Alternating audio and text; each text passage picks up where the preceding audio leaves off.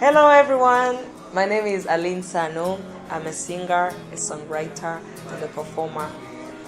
After realizing that most of my fans are mothers, fathers, and children, and I myself love kids to death, so I've decided to bring something that's even more fascinating to kids. I have some books that I'm going to read for you, and it's going to be something continuous, so please just subscribe to my YouTube channel and like and comment what you like and just tell me everything you want to tell me. So today's book is called Hope Restored. Here it is. And the author is called Violet Warunji. Let's get it on.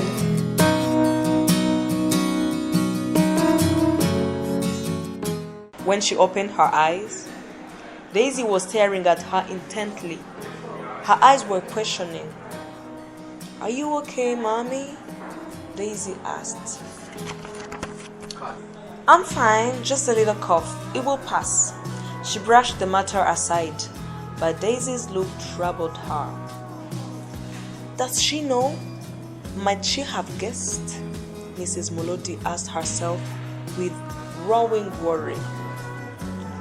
"Mommy, I'll help you. I'm a big girl now. I'll clean the house every day in the morning before I go to school. I'll also prepare supper when I come back from school," Daisy said. At that moment, Daisy's mother realized how much her daughter had changed. She seemed to have grown up overnight. She no longer threw tantrums or drew her into arguments. She had even stopped teasing Jody and calling him names that made him cry. "That is sweet of you, Daisy dear. But there is no need to sacrifice your precious time. You must devote most of it into your books. Education is important and it is the only gift I can give you. Between the two of us, and with a little help from Jody, we can manage the work." Jody did not seem impressed by the arrangement. He was about to give his opinion, but a look from his mother made him remain silent. Soon after, their mother sold the car to get money to sustain the family. Things improved a little. Then Mrs. Molodi started falling ill. She had fevers and severe headaches. She was often too tired to get up and would spend days in bed. These became more regular as time passed. Maybe it is a passing sickness, Daisy told herself, but she was uneasy. She had noticed that their mother was getting worse with each time passing. She told herself that it was due to the hardships of the past months. Mrs. Molodi's situation, however, worsened. Life seemed to be drawing out of their mother. Then one day, Uncle Steve went to pick them up from school. Daisy knew that something bad had happened. "It is your mother. She has been admitted to the hospital, but she's gonna be fine," Uncle Steve said.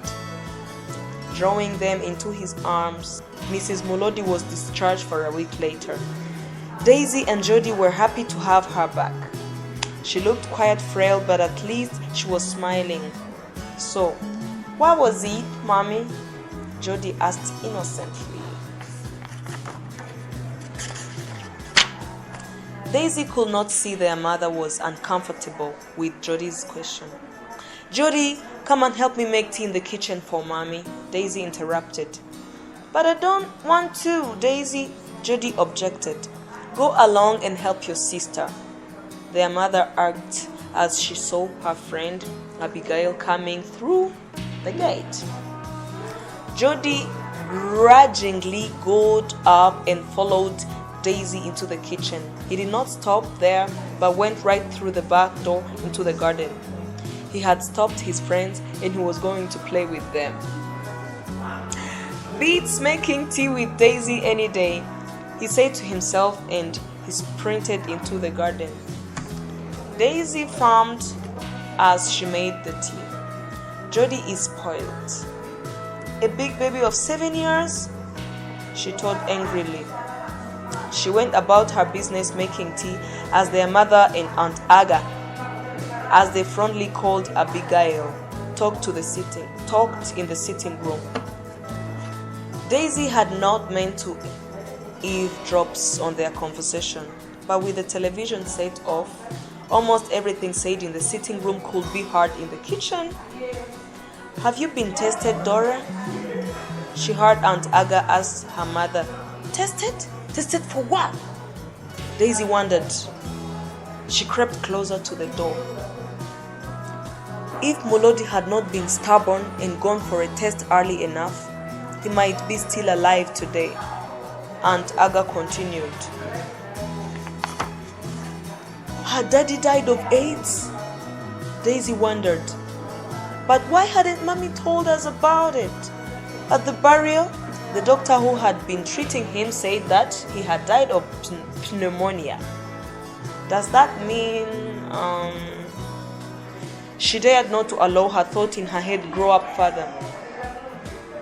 She was short of breath, but something kept her rooted to the spot. "I've been tested, Aga," Mrs. Molodi said after a long silence. And Aga asked anxiously. She was not the only one anxious to hear the results. Daisy's ear was now pressed to the door. She did not want to miss out on this important announcement. "I was negative at first, but last year," Mrs. Molodi's voice trailed off. Daisy thought she heard a sob, but she was not sure. She peeped into the sitting room and saw Aunt Aga put a comforting arm around her mother. "Dora, I'm sorry," Aga said. Daisy slowly slid to the floor. Her last thought was that God was cruel. He had taken their father, and now he was going to take their mother. How did he expect them to survive? Who will take care of them? This was not fair. No, it was not. "Get up, Daisy, get up. Are you sick?" So, thank you very much for watching. This is Read with ALYN Sano, and I hope you enjoyed everything. So please, I need to really know what your kids think about my videos. So please comment down there, comment below. I will see it. And remember, this is not just about reading and having fun. This is also about learning. Please, I want to know what they think so that next time I can bring more and more and more interesting books. And please, please, please do not forget to subscribe by clicking that red thing.